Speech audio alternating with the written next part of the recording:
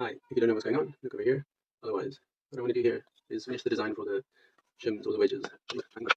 These pieces come from this piece. This piece is called truss, and these pieces are going something like this.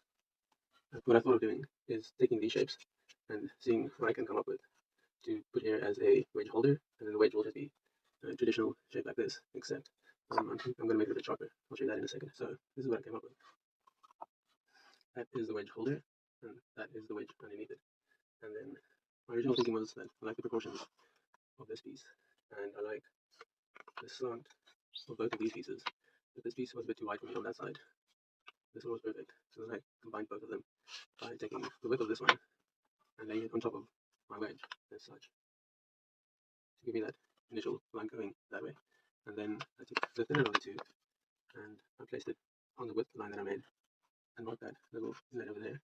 And then I took obviously the back piece and then moved it in and took that line down.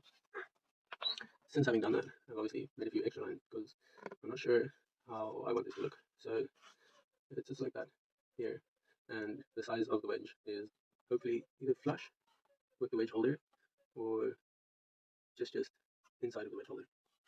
So then you can imagine that it's coming out over here, stops about 3 centimeters from the edge. So that would make 3 centimeters in. If I show you like that, that's where that would end.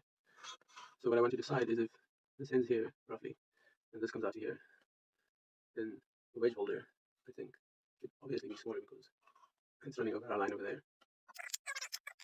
So that's 3 centimeters. If you're American, that's probably about 5 ants. But say now we place this one here and there. I think we'll stay with that little in-cut over there.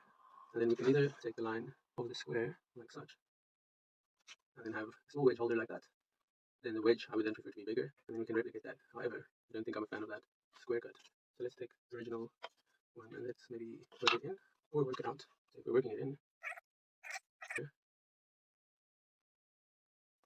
that's that line. The other way would be that way.